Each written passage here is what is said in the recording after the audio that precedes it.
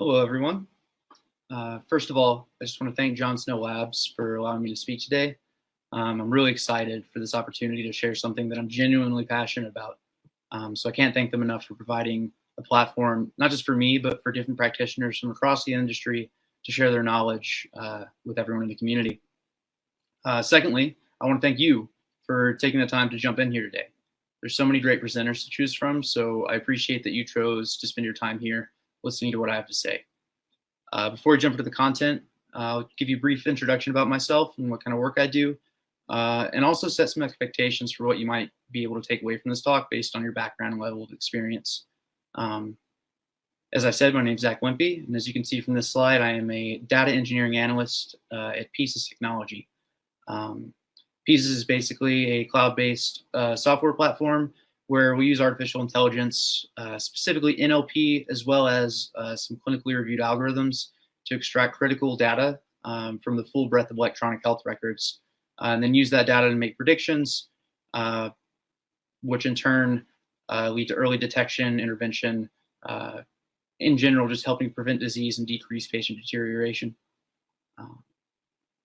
My main responsibilities in my role involve validating the inbound data integrations, monitoring the health of this data over time, and writing internal and client-facing specifications outlining how all of it fits together. With that out of the way, one final note, I think it's important to make you aware of what you can expect to take away from this, like I said. So this presentation aims to be a high-level overview of the conceptual framework known as MLOps. The framework outlined in this talk is one of many possible representations it can take, but the general concepts are for the most part ubiquitous. So for a relative newcomer like myself to the industry, who may not have had the opportunity to experience working with machine learning in a business context yet, this talk will hopefully provide you some insight into how whatever role you're filling fits into the bigger picture of the product or service that your company is delivering. And for more veteran members of the industry, this talk may be more high level and conceptual than what you're looking for. But if you stick with me to the end, I would love feedback on the points I'll be highlighting on this topic. But apologies if you were looking for something more in the weeds, but I wanted to bring this up before we start in order to level set on expectations. But with that, we can jump into it. And I want to start by giving you some different definitions for what is MLOps. So we'll start here with this one from Databricks, which says MLOps stands for machine learning operations. It is a core function of machine learning engineering, focused on streamlining the process of taking machine learning models to production and then maintaining and monitoring them. It is also a collaborative function, often comprising data scientists, DevOps engineers, and IT. I would add on to that I think it encapsulates every team across an enterprise. If it's done right, it can. And that's what I'm hoping to show you here today. Another definition here, found on a popular blog post on Neptune.ai. I really like this one. It says that MLOps is a set of practices for collaboration and communication between data scientists and operation professionals. The rest of this is pretty much the same, but yeah, I like that they started right off the bat by saying this is a collaborative process. And we'll continue to see that moving forward as I illustrate that. Then the last definition here, I really like this one, and it kind of throws a curveball compared to the rest of them. It's from the Continuous Delivery Foundation, and it says that MLOps is the extension of the DevOps methodology to include machine learning and data science assets as first-class citizens within the DevOps ecology. So a natural question is then, what is the DevOps ecology and what can be learned from it regarding MLOps? I won't go into too much detail here, just briefly touch on these. Each of these points also applies to MLOps. However, the exact way in which that kind of manifests itself might vary a little bit. So Agile project management, you're probably familiar with, shift left, build with the right tools. All of these are pretty straightforward. If you've worked in the industry, you know them. And if you're new to the industry, you're going to know them. But three that not as many people talk about, or at least in my experience, are the bottom three: the observability, gather continuous feedback, and change the culture. Observability, From a technical perspective, I'm talking about things like logs, traces, metrics. From a more enterprise level, I'm talking about transparency across the organization. So the ability to check the status of a monitoring run, be able to go and check a status page, even if I'm on the product team, things like that. Being able to have access end-to-end, top to bottom across the enterprise. Gathering continuous feedback relates to this. From the technical perspective, I'm talking about monitoring and alerting again, because teams need to know when the pipeline components are failing or broken. It's kind of their one thing they need to do is not break. But from the product management perspective, I'm talking about the team being made aware of production failures or performance deficiencies or reported bugs. Performance deficiencies in the sense of like your work. These are more kind of soft skill level things, but they play a big role in the framework. And finally, change the culture. So it can be hard to get people to get on board with a lot of this, and it's not hard to get people to agree to do these things. When you actually put it into practice, it's sometimes hard to maintain the consistency of adhering to these principles.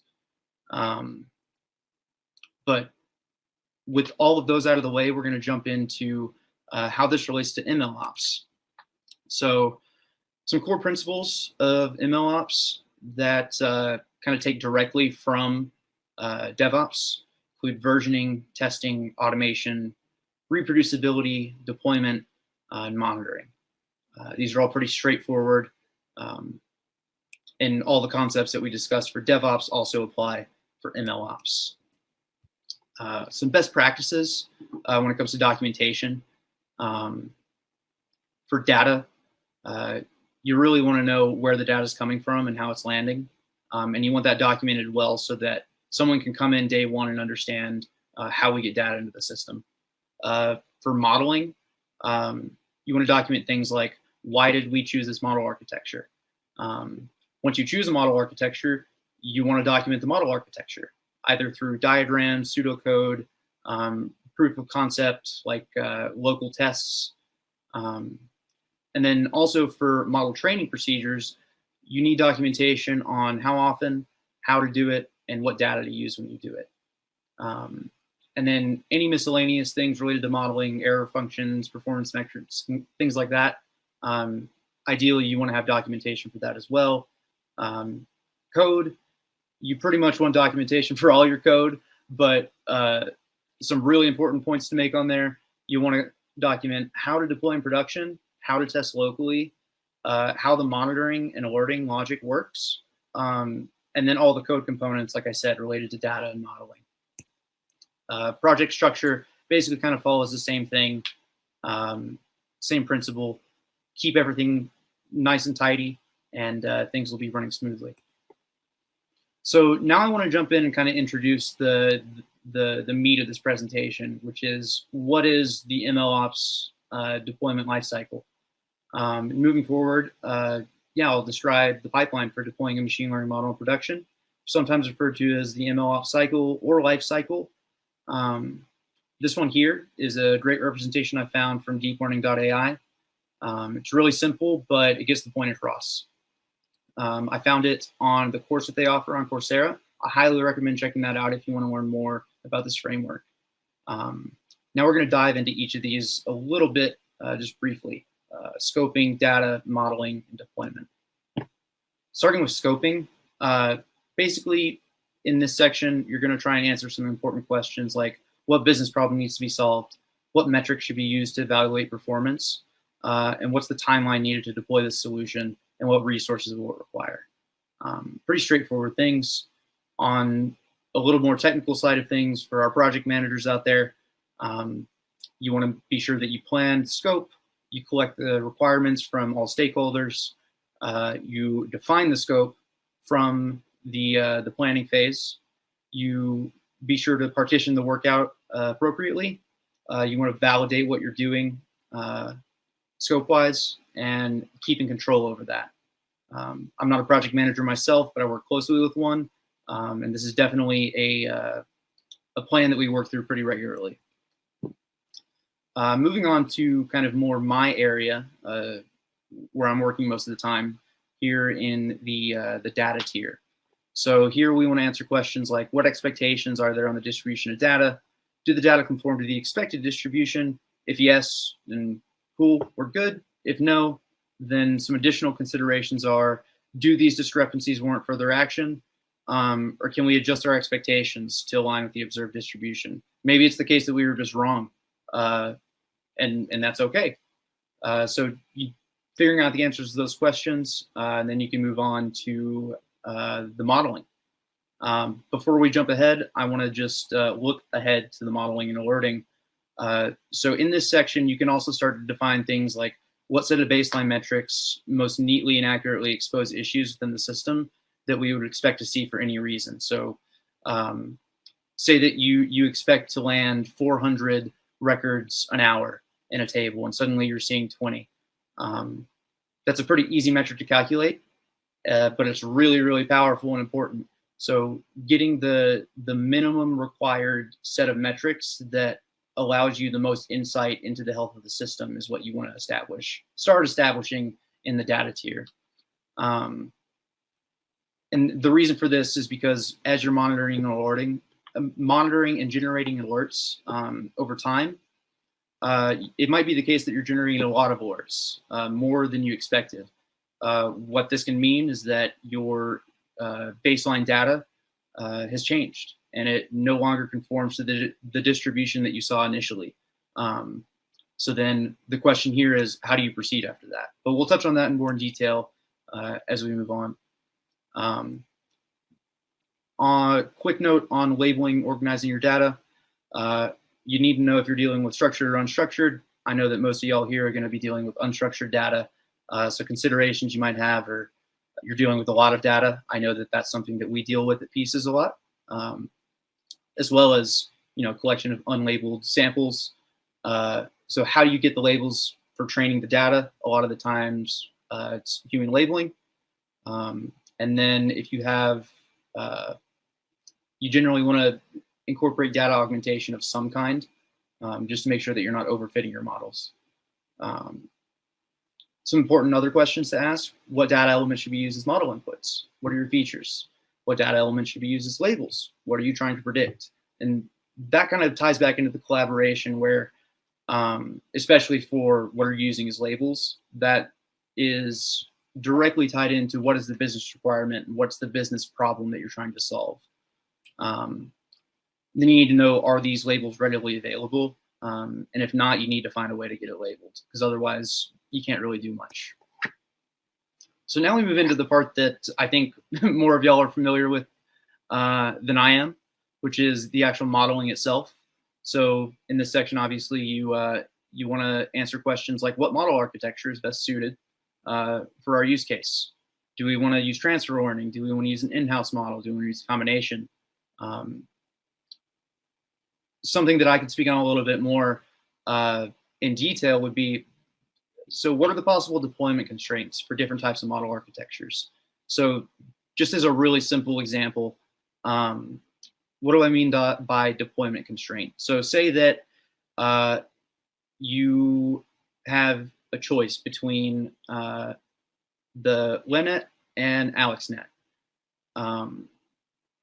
So LENet is known for sometimes encountering issues with the vanishing gradient problem, right? Sometimes it's not, though. So say for your use case that you're not encountering the vanishing gradient problem, and it would add more resources to incorporate AlexNet versus LENet.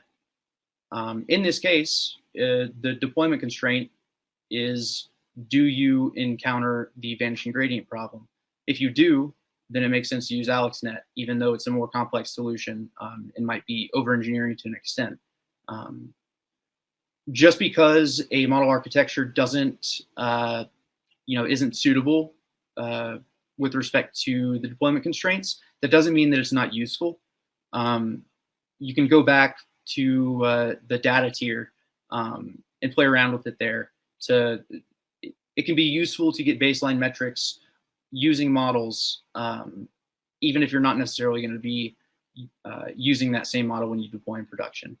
But you want to be sure to that the model that you do end up defining your baseline and all that, you want to make sure it's the same one that you're going to deploy in production. But in the development and design stages, you just want to be aware of it, but it doesn't mean that you have to throw it out the window completely, because you might still get some usefulness out of it.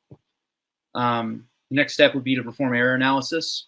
So what metrics should be used to evaluate model performance? This was actually determined in the scoping and somewhat in the data section. So the lines start to get blurred between the different components of this workflow. One question you might ask, if it makes sense, is what is the human level performance? For my work that we do, making clinical predictions, it makes a lot of sense to try and determine human level performance, because you might not be able to train a model that accurately predicts every single patient who has a particular condition. But if you can get close enough to a baseline set by, a doctor, a professional, then that might be good enough to satisfy the business requirement. Because remember here, this is an enterprise framework. And so sometimes you're dealing with matter of, is it good enough? And so this kind of ties into how should efforts to improve performance be prioritized, and it totally depends on your use case. So one thing that, tying back into the collaboration, I have been finding myself using these metrics a lot to communicate across non-technical teams. It doesn't take a lot of effort to introduce the idea of a confusion matrix to someone who has never looked at it before, because all you're doing is counting things, right? And then you can extend that a little bit to the metrics like precision, recall, or your F scores, and kind of just peel back the curtain a little bit for people that otherwise wouldn't have been exposed to it or maybe intimidated by it. But the information is still valuable, even if they're not directly, responsible for these metrics. So I just wanted to point out that when it comes to the collaboration across teams, especially across non-technical teams, these are some really important metrics that might get overlooked and you might take for granted. But I promise you, your client success teams and your product teams will appreciate you if you don't just hand wave and you actually try and define some things concretely for them. So more on auditing performance. With an initial idea of what metrics they might be interested in, you basically proceed by brainstorming the ways the system might go wrong, determine what metrics to calculate and on which fields. By metrics here, I'm not just meaning model performance metrics. Like I said earlier, you might just need a count of the new rows in a database.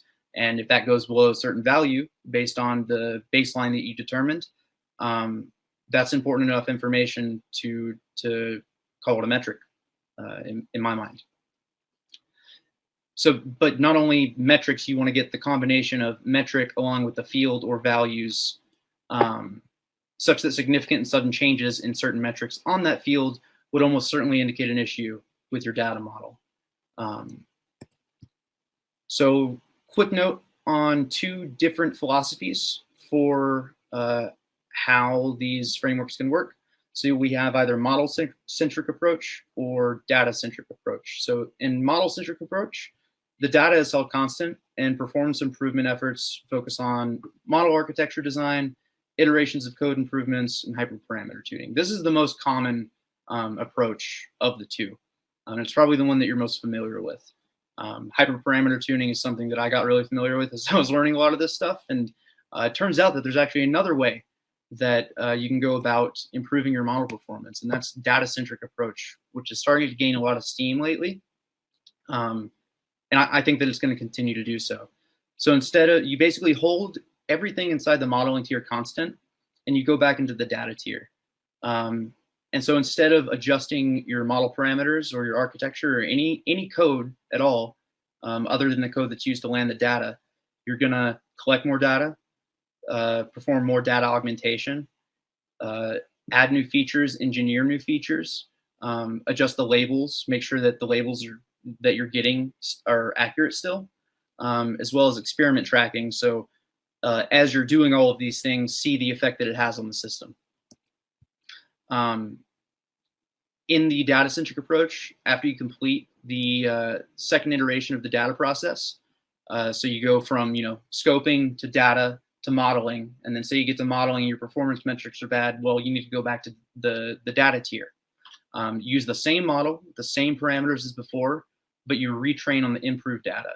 And you perform the second iteration of error analysis after that, and then repeat the above steps as needed until you get sufficient performance, or you bottleneck, and then you have to go back to the drawing board. To kind of tie this together, we have this diagram of a data-centric model from Databricks, and below that we have the MLOps lifecycle below it, and I compare them here to note the points of contact. So as you see, deployment can always go all the way back to data collection. At any point, actually, you can go back to data collection other than in the actual modeling phase. So at any point, you need to be ready to pick up on a different point in the life cycle. And it depends on what issues you're encountering and what the ask is at the time. So finally, we're getting into the deployment tier. So when it comes to kind of the software engineering questions, you need to answer questions like, are you wanting to use real-time or batch? Do you want to use cloud? Do you want to use edge or browser? Really important one is knowing the compute resources. What is the resources required to run your system? And is it sustainable for the resources that your company has? You want to know how much data is going through your system, not only the resources and memory that's taken up by it, but the queries per second is usually a pretty good metric. And then logging, security and privacy, just general best practice kind of things. The place that I live in the most, other than the data tier here, would definitely be the monitoring. So here you're going to cover a wide range of potential issues. They include concept drift, data drift, outages in the inbound feed, and outages in model outputs. So you need to pair this monitoring system with a system for generating alerts as well, because it's great to identify an issue, but if you don't do anything about it, then you might as well have not done it, detected it. So I want to quickly close this out by getting a little technical and just talk about what is data drift versus concept drift. And this is kind of the core of what your monitoring system is going to be doing. So concept drift, to define it, we're first going to say, what is a concept? So it's just the joint probability distribution of your features and labels, or your inputs and outputs. So that is the condition of y, the condition of x given y, and the condition of y given x. So what is the concept drift? Well, like, if this is the concept, what are we defining the drift? It's when this distribution changes between two points in time. It can get a little more technical in the types of drift that you're seeing. As you can see, you can have real concept drift, which is, you can think about it as in the relationship between your input data and what you're predicting on has changed. So for example, economic or financial models generally will encounter a lot of concept drift after a financial collapse or an economic collapse.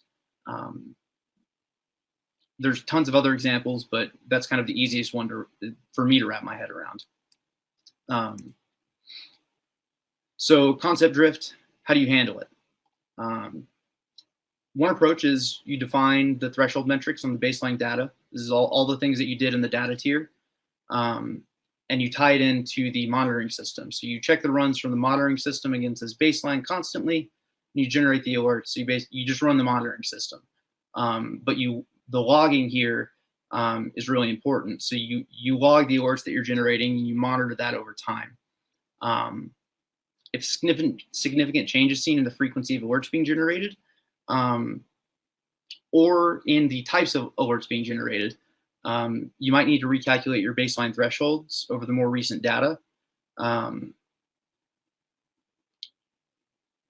if the thresholds are not adjusted, then at some point the alerts will possibly just no longer represent an actual issue, since the current live data is no longer conforming to the original distribution. Some other popular approaches, do nothing.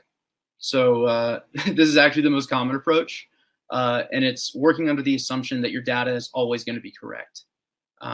Another possible approach is to periodically refit your data, periodically refit your models, or periodically update your models. Data drift. What is data drift? So as opposed to the joint probability distribution, data drift is the situation where the model's input distribution changes only. It's also known as covariate shift, virtual drift, virtual concept drift, feature drift, or population drift. And comparing it to concept drift, data drift refers to changes in the distribution of your input data, well, concept drift refers to changes in the relationship between the input data and the output labels. In data drift, the cause is somewhat internal to the process of collecting and processing data and training our model on it. Where in concept drift, the reason is usually external to this process, and it might be impossible to determine what that reason actually is. Here are the references that I used to compile this presentation. I really appreciate everyone taking the time to join me here today, and open the floor to questions if anyone has any.